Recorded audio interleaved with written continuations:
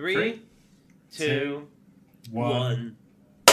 Hello and welcome back to Aetheral Space 16.22. Multitudes contain me. We are back. After a brief hiatus, a week hiatus. It's not that long. It's going to be Brief okay. is a subjective term. Is my mic quiet, by the way? It sounds fine to me. Notice people keep telling me it's quiet lately, and I know on recording it's not showing super loud, so I wasn't sure. Do you hear anything with me doing stuff right now? Sounds okay to me, but I do listen to things fairly quiet, so maybe my perspective is not the most reliable in that arena. That's fair. It is also covered in cat hair, because my cat won't stop messing That's why with you're doing all the nya noises. Nya! Like that? Yeah. Don't do that again, please. We just lost like half Here, let minutes. me... No, we didn't. Oh, yeah, Alright, if I put it closer to my mouth, here's a little better. Alright, you ready? Of course I'm ready, yeah. I was born ready. Alright, this is Aetheral Space 16.22. Multitudes contain me. Forgiveness irons could feel it. The ecstasy of creeping truth. Most people did not understand it. Most people cowered, begged for their lives, for their children's lives, but no, that was not the way. What they did not understand was that their lives had not begun. Their children's lives had not begun. All of them were trapped, suspended in the seductive lie of meaning. They were not people, they were meat. All around him, forgiveness irons could feel it. He could smell its stink in the air. He could feel its skin in the soil. When he moved, he did so pushing through its thick and tense muscle tissue. God was a vile and omnipresent thing. The great pig. Forgiveness Irons had known about it for a long time. He was the only witness, the anti-prophet that revered and disparaged it, but did not slay it, never slay it, for that was the feeling of a fool. A god was the skeleton of his dominion. The great pig could not be slain, only sliced, maimed, tortured, revealed to the world. It was for that purpose that Forgiveness Irons wielded his scissors.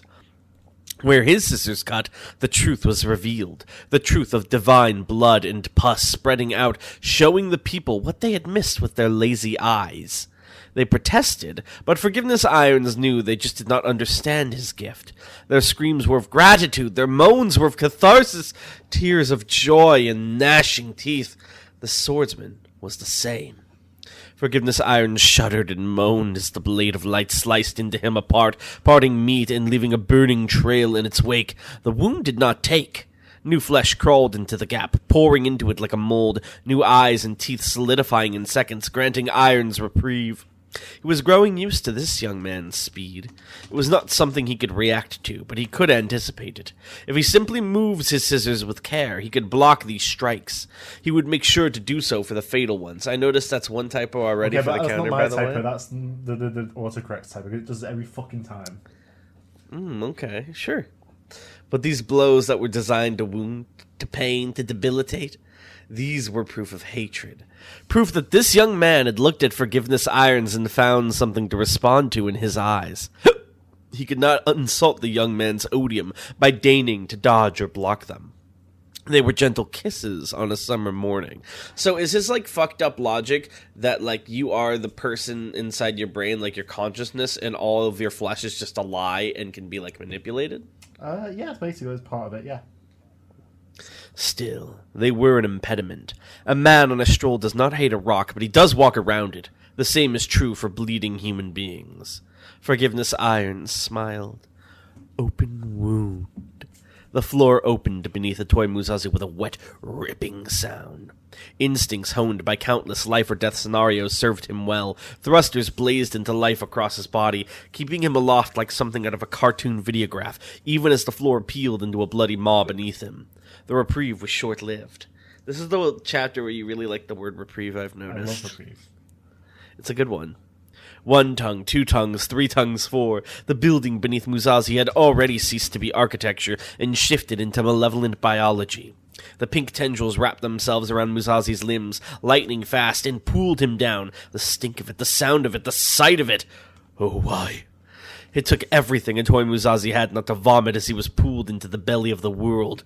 The space beneath the atrium's floor had become a twitching landscape of fresh-grown flesh. Undulating tubers gurgled, mingling pus dribbling from their seams. Purposeless teeth and jaws creaked and stretched, the entire interconnected space contracting and expanding around them like they were the center strings of a spider's web.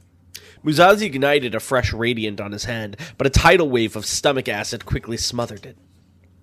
Musashi squeezed his eyes shut, clenched his jaw tight. He could feel it. He could feel the acid clawing at his skin. If not for his infusion, he had no doubt he'd already have been devoured entirely. The tongues that had been gripping him had melted away, reduced to fine pink slurries by the burning bath. This was a world that ate itself. This was the world as Forgiveness Iron sought. A great pig eating and never growing full. Radiant Almighty! The attack was part of no strategy. It was simply wild animal instinct, the drive to strike at this horrendous thing with the strongest blow he could. Without his pillars, without his thrusters, it was nowhere near enough. Atoy Musashi's light amounted to no more than a brief flare, quickly swallowed up by the encroaching meat. Radiant Almighty! Radiant Almighty! Radiant Almighty! Blinded, floating, drowning, melting, Atoy Musashi struck again and again, not even knowing where he was aiming, as if he could somehow strike the hopelessness of the situation directly and break free that way. By the third swing, the light of his radiant was barely even visible through his eyelids. By the fourth, it was nothing but black. Radiant Almighty! Radiant Almighty! Radiant Almighty! Useless swings, useless resistance, and yet again. It was funny. It wasn't so long ago that Atoy Musashi had put a gun to his head back at that hotel on Azuma. It wasn't so long ago that the value of his own life had started to slip between his fingers like sand, and yet here, in this awful place, one thought accompanied his wild swings. Radiant Almighty! Not like this. Radiant Almighty! Not like this. Radiant Almighty! Not like this! Even as he swung empty air at empty flesh, even as he sank deeper and deeper into the pit of flesh, a newfound will to live blazed inside Atoy Musashi's chest. That was the final cruelty. At the very moment his resolve finally returned, the cruelest end already prepared for it. Acid ran over Atoy Musashi's face. Not like this. Tendrils wrapped around Atoy Musashi's body. Not like this. Death pulled Atoy Musashi downwards. Not like this. Please. And Tiny Garden! A miracle occurred. In a split second, the burning darkness around Atoy Musashi was replaced by blazing light and mercifully cool air. His power is kind of like a direct counter, I would assume. His body thumped down on a solid surface, and as he gingerly opened his eyes, retching on all fours, Musashi could see he was in the atrium once more. The great pig had spat him right out. Forgiveness Irons hadn't moved at all since Musashi had been swallowed. He rubbed his undulating neck with a tumor-farming hand. Tumor farming? His biology's all fucked up right now. Illness for illness by the hand of a good Samaritan, but to only wave that hand at the moment of crisis. Does that not make you a torturer yourself? Were you too engorged? Or perhaps cowardice lives inside your brain? Musashi wheezed as he slowly picked himself up, radiance already igniting from his hands once more. Squinting as the leftover acid stung at his eyes, he followed the direction of Forgiveness Iron's concealed gaze. What he found there he hadn't expected. Rico, the medic. He was standing beside the fountain, his hand raised, aether buzzing around it. His face was pale, slick with sweat, as if he'd just emerged from that hell himself. "You're an aether user?" Musashi asked, voice low, as he sidled up to Rico. Radiance still pointed square at Irons. "I didn't realize." "And I didn't advertise," Rico grunted. "Doesn't seem like there's much of a choice anymore, though." "What did you do?" Musashi asked. Rico shrugged with one shoulder. "Some random bullshit," he muttered. "But it seems like whatever he's turning this place into didn't like it. My ability's especially good at messing with living things." Tap, tap, tap. "I'll be counting on your support, then." Musashi nodded. Rico nodded back. Tap, tap, tap. "To talk as if I am not here." Forgiveness Iron sighed theatrically. "Disaster and foul intent. No, that's no good. You are two and I am one, I realize this, but together we are three, and should we not treat each other as such?" He took a step forward, twisted foot thumping against the floor. "Treat others as you would like to be treated, or you may become and treat yourself, and—" Tap, tap, tap. Forgiveness Irons looked up, interrupted. "What is that?" he grumbled. Tap, tap, tap. Rico looked up. Tap, tap, tap! Musashi looked up. Tap, tap, tap! The noise was coming from the reinforced skylight, a shadow resting upon it as the sunlight bled through. They were bringing their fists down on the sturdy glass again and again, seemingly undeterred by their lack of success so far. Musashi squinted, infusing his eyes.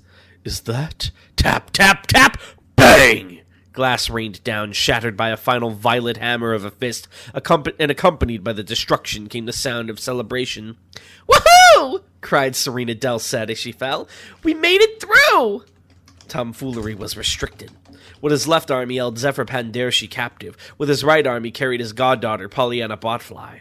It was important to keep his balance steady and move around quickly. He did most of that with his right leg.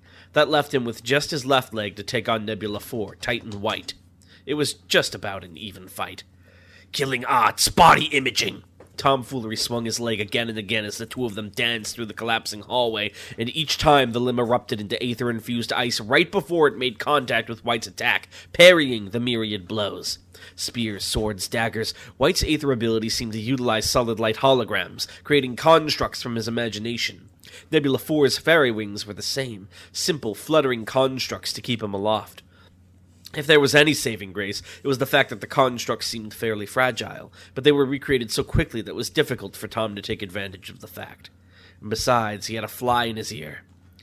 Come now, Zephyr chuckled, even as he was pulled this way and that by the battle, his hands still bound by Neverwire. You must realize how bad of a situation this is for you, Tomfoolery. The Seed of Man is under attack right now. I know you've seen that light show outside. The entire complex is a pit of chaos right now. Should capturing me, an unrelated observer, really be your top priority right now?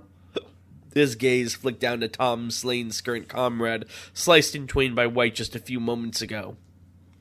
Should you persist in this course of action, it's very likely that dear Miss Spotfly will suffer a similar fate to this gentleman. Zephyr smirked. Don't mistake this for posturing, Mr. Foolery. Even if I were on your side, I'd say the exact same thing. As Zephyr went on and on, Titan White dashed forward and then back, flying up into the air and conjuring a massive harpoon in his hands. Tom's eyes flicked down. Just as he'd suspected, orange chains had appeared around his ankles, binding him in place. Now all of his limbs were restricted. This was Titan White's play. Nebula 4 wanted to keep Tom still for a moment, and then annihilate all of them in one attack.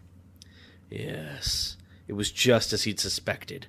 Aether crawled across Tomfoolery's arms, and with resolve in his eyes, he tossed his two burdens up into the air. For a second his hands would be free, and a second was all he needed. Killing Arts, Nitrogen Palm! Twin handprints the size of cars shattered the incoming spear, and an instant later the air around them combusted, shrouding the walkway in flame.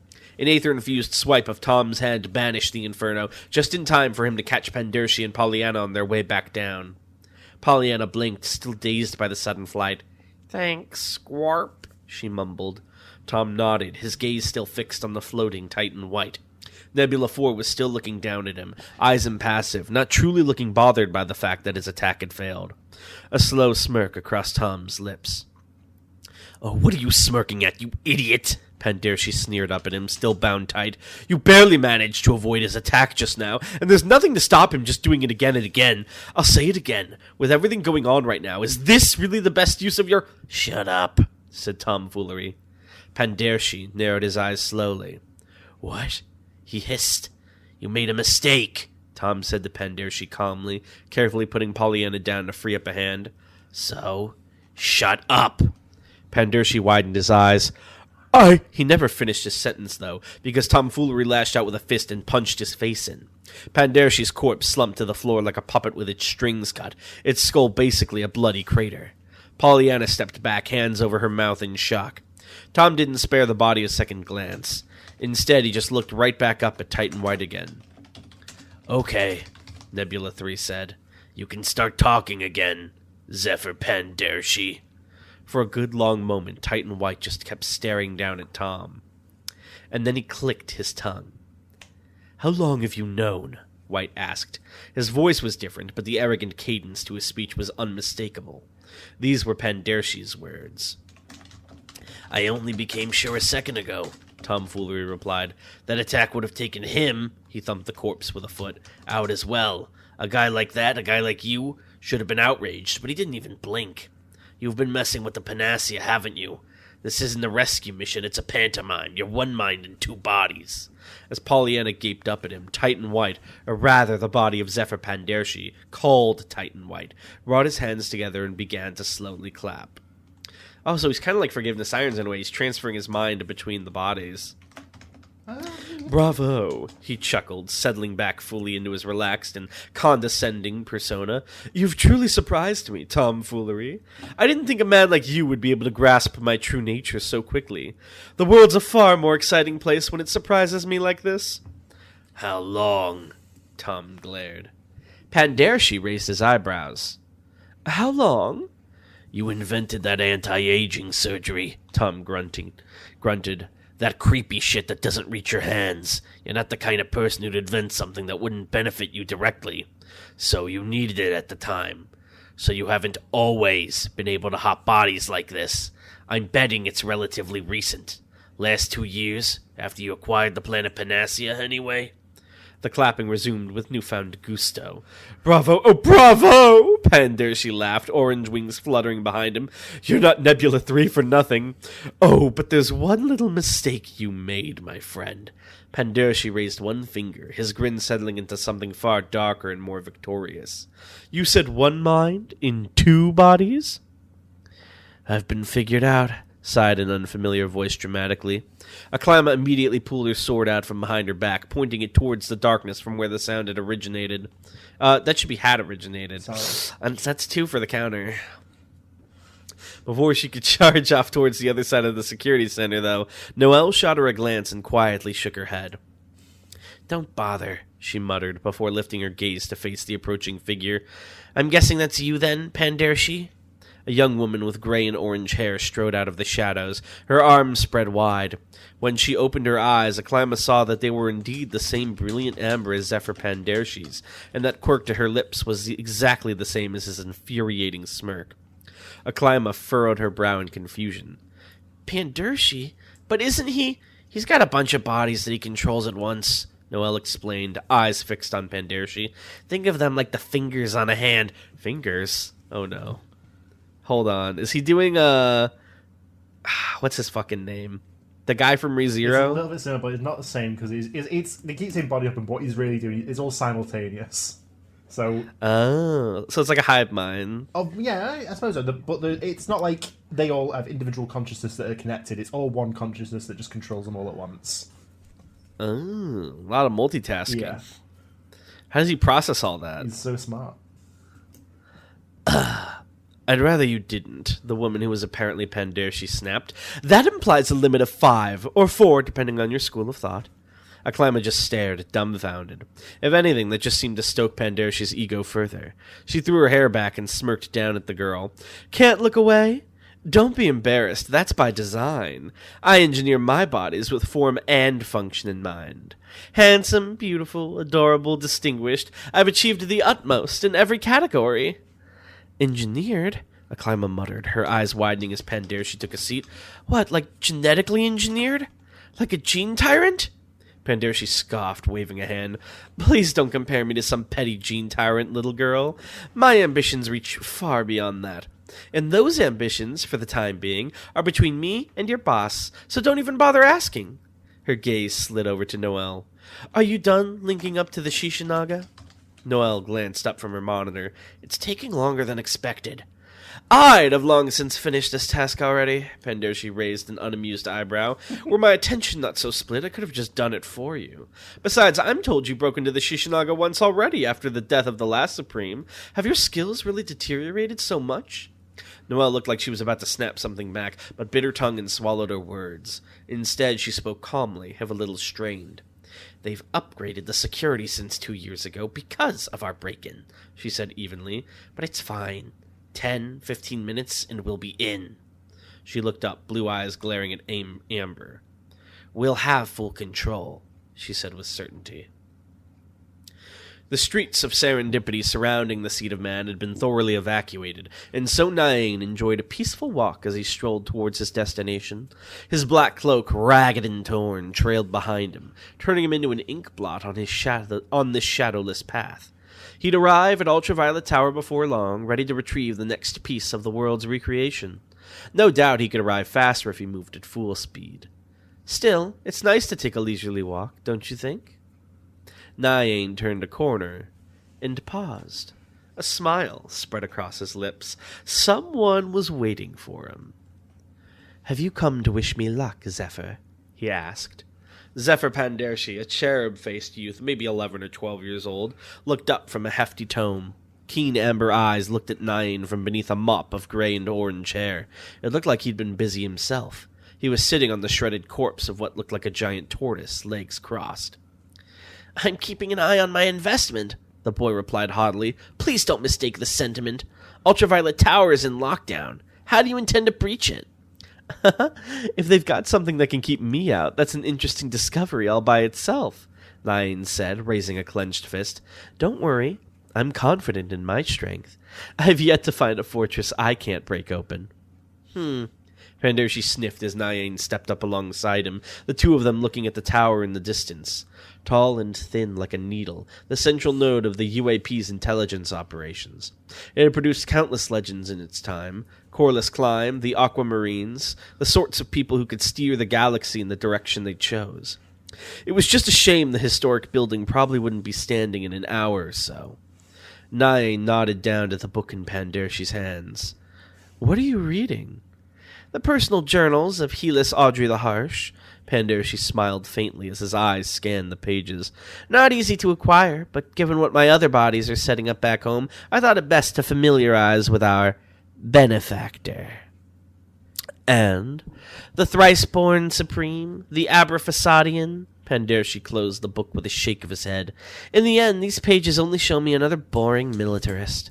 Her concept of one-man's survival of the fittest is interesting, but it's an anomaly of novelty in this course of her dull life.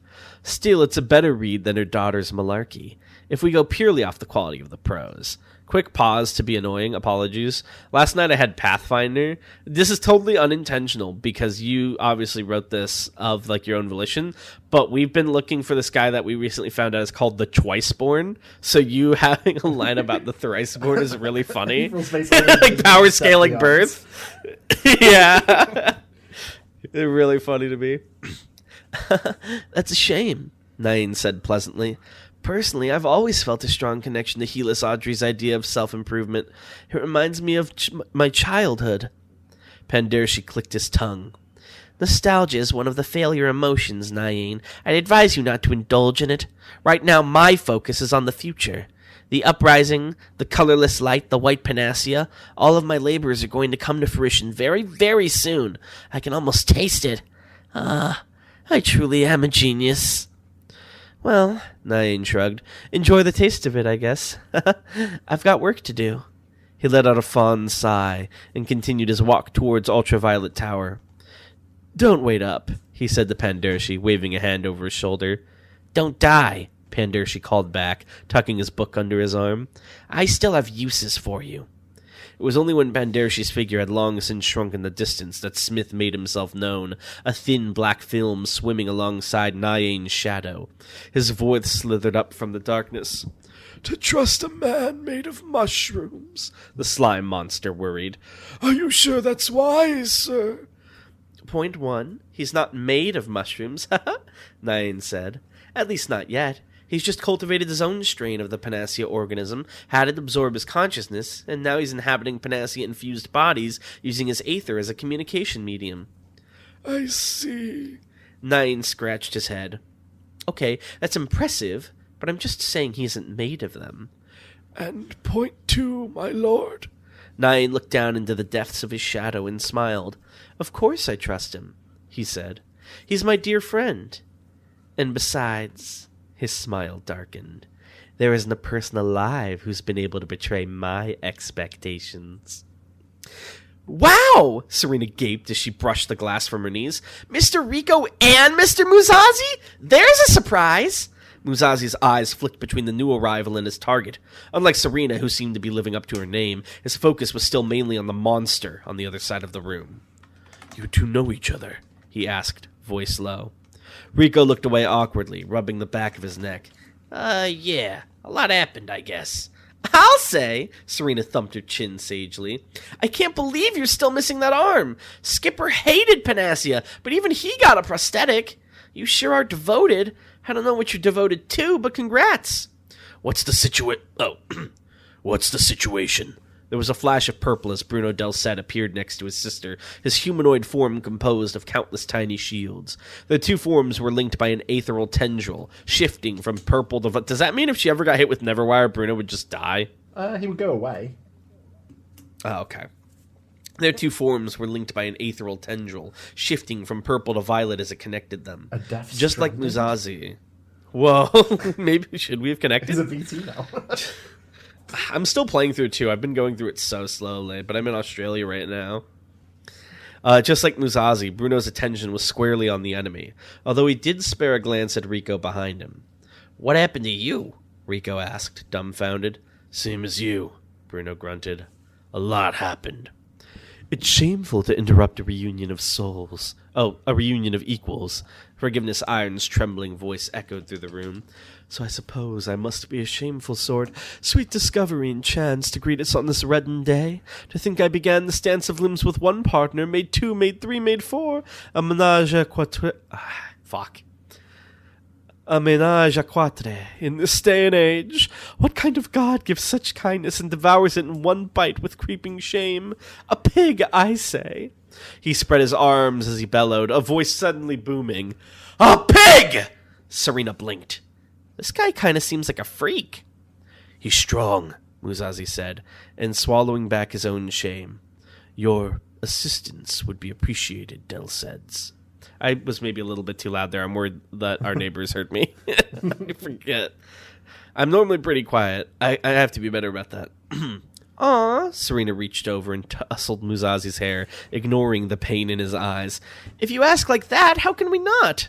Bruno lifted a finger, and a second barrier appeared to supplement the one Musashi had already created, sealing off the battlefield from the fleeing crowds. Okay, he nodded. Let's do this.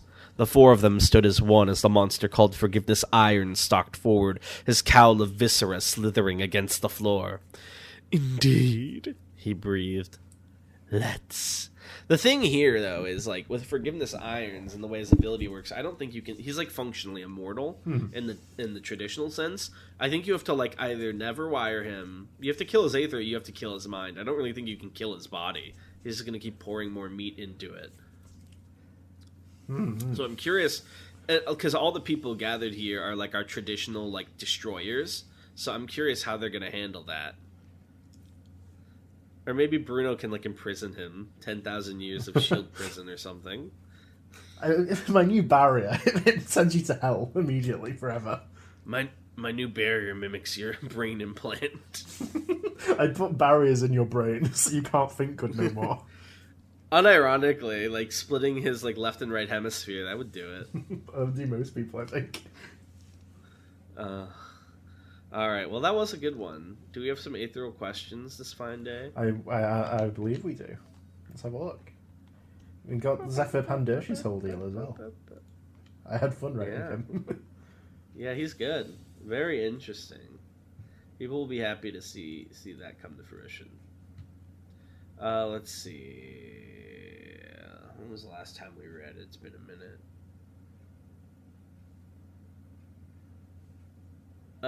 MT asks, how does that immortal guy at the edge of the galaxy doing? I don't... Who's that guy? He's keeping on, whoever he is. Lan asks, how the hell does Compass find people without alerting them, whereas Aether pings alert the So person? basically how Compass works, it's actually basically a constant, wide range, very subtle Aether ping. But it's like so spread out that it's basically undetectable, and it like locks on to whatever he asks for. That's pretty interesting. Because basically, then targets it, basically, yeah.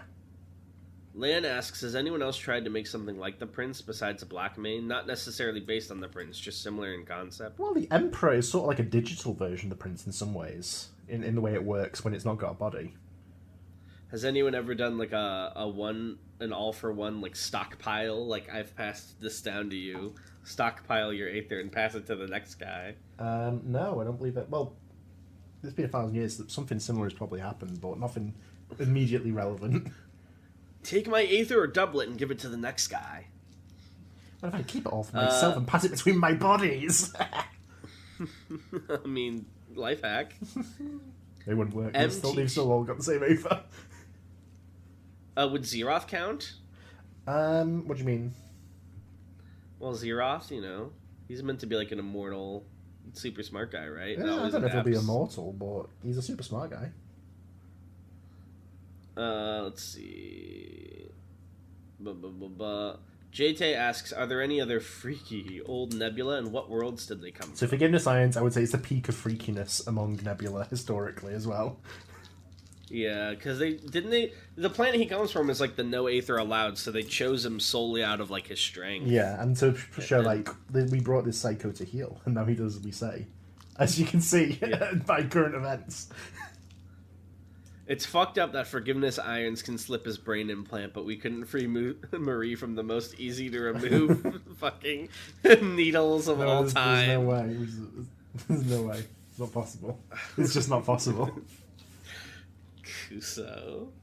Lan asks, what was the but were there any other freaky ones, or is he like the clear outlier? I would say he's the clear outlier. Generally, at Rakebone, they're generally more freaky than the rest because they are usually like prisoners. He's like the Trump of Nebula. He's just like, what the fuck is going on? This guy's the new Nebula. This guy like ate people. We allowed that? Yeah, but he's based. He's strong. I don't think Lan. It was more like it's the same as using a gun. Oh my god. Lan asks, what was the shortest time period between two Dawn contests? Wasn't it like a week or something? Probably, yeah. There would have been at least one very short one. And then lastly, Softy asks... It probably would have been earlier on before like all the rules and ceremonies and everything were like fully ironed out. Yeah, when it was a lot less organized. Exactly, yeah. It was like, well, what are he's fucking dead. I guess we have another one. Kengan Asher Dawn contest. Softy asks, if someone who already had a kid became the Supreme, would their firstborn become the Supreme Heir, or does the Supreme Heir need to be born after they become Supreme? It'll be up to the Supreme. Oh, they get to choose? Yeah. They, like, designate? They can, yeah. Oh, so it's not necessarily the firstborn, they just pick. Yeah, but it's usually... Does it even have to be a kid of theirs? Not necessarily. Remember, Caesar's big thing, she wanted to use her, like, wish to be named Supreme Heir. So it is possible. It's there's not really precedent, but it can be done. So really, he just made it a climate because people kept bothering him. Yeah, because like, and he was like, the thing to be done is it's a kid, it's the child. Yeah, because it would raise like you can like name someone unrelated to you, but it would raise many eyebrows.